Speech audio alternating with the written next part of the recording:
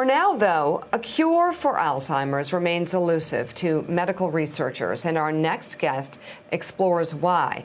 Joining us now, award-winning science journalist Lauren Aguirre. She is author of the new book described as a medical mystery entitled The Memory Thief and the Secrets Behind How We Remember. And Lauren, I want to get to that, but first I want to ask you what inspired you to really focus in on memory and to write this book.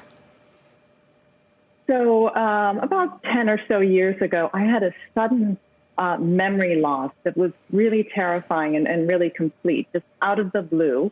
Everything I knew slipped away. I didn't know who I was, where I was. I had no connection to the past or the future. And so this really left me with an abiding appreciation for how surprising the brain can be and how devastating it is to suddenly lose your memory. For me, it was just a collection of neurons that were firing incorrectly, and I took some medicine. It was a type of seizure, and I'm fine. But of course, for many, many people, memory loss is an ongoing and really devastating injury and condition. And you look at actually kind of a case, a mystery it really is, in this book, The Memory Thief. What is the memory thief? So the memory thief in my book is fentanyl.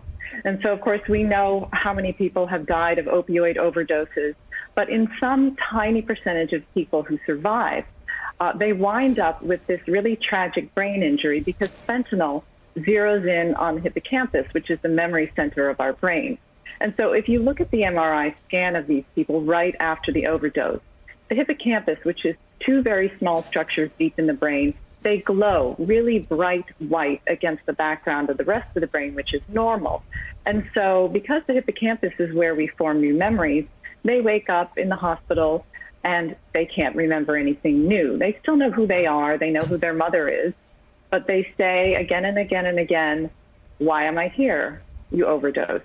30 seconds later, why am I here? You overdosed. And so it's very, very sad. And they go home with this brain injury, needing support and not getting support. So it's a very tragic and rare injury. And you tell the story of how one neurologist noticed this on, I guess, the MRI scan, something about it that stood out. Yes. But how did that become ultimately the thief that you chased throughout this book? So this neurologist, Jed Barish, was actually someone I turned to for a second opinion when I had my seizures. And he's a very sensible and reasonable person. He said, you're fine. Just take your medicine and you'll be fine. So I'm lucky.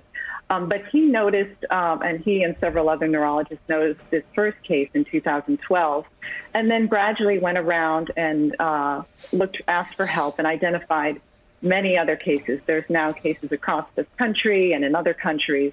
But then they wanted to sort of turn this tragedy around and say, okay, now that we know that in some rare cases opioids can damage the hippocampus, how can we turn that tragedy into something better and say, how can we protect our memories? Lauren, how much of Alzheimer's is hereditary? So most cases are not hereditary. It's a pretty small percentage. 95% of cases are just Alzheimer's, regular Alzheimer's, no clear gene that's causing it.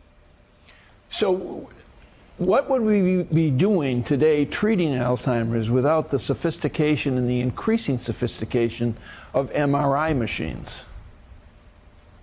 So it's very difficult. Any brain disease is difficult, and Alzheimer's in particular, because it starts so early. It starts 15 to 20 years earlier than you even have symptoms.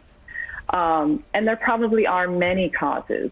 And, you know, one of the reasons it's been so hard to find a treatment is because it happens so early. And without knowing what the cause is, what do you do? So, but I think, you know, as I've gone around and researched and spoken with a lot of Alzheimer's researchers, despite all the failures, and there have been 25 failures of clinical trials for the dominant theory of what causes Alzheimer's, which is called the amyloid beta cascade hypothesis, there is now really a renewed sense of optimism. People talk about a renaissance in the field, new technologies where they don't necessarily have the answers, but they can see how to get to the answers. And there's also a willingness to look outside the spotlight. So, Yes, Lauren, in this book, though, you track two narratives in this mystery, trying to figure out these matching MRIs, first found by Jed Barish and then matched, and it goes back to one narrative, which is opioids, and what causes that memory loss. But then the second is the treatment of the hippocampus for memory loss and potential connections with perhaps some progress on Alzheimer's? Right. So this is very early days, but this is the value of looking at strange cases and saying, okay, what did we not understand before about the brain? So the idea here is to say, okay, now that we know that opioids damage the brain, can we create a new animal model for a mouse Alzheimer's model for testing drugs? That's the foundation of developing new treatments.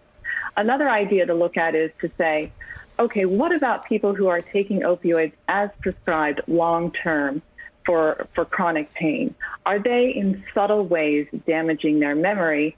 And this would be particularly a concern for older people who are already vulnerable and who are given opioids long-term at higher rates than other people. And then the third and more hopeful idea is to say, okay, if opioids can damage the hippocampus, what about a sort of anti-opioid? And this would be something like naltrexone, which is used to treat people with substance use disorders, opioid use disorders. And what it does is it blocks the opioid receptors. So is there a way in which a low dose at the right dose in the right people could stave off memory loss, the kind of memory loss that people get early on in Alzheimer's? And even just getting a few more years of fewer symptoms can make a huge difference. Solving the mystery leading to many, many important questions. The Memory Thief and the Secrets Behind How We Remember is out today. Lauren Aguirre, thank you so much for being on the show this morning.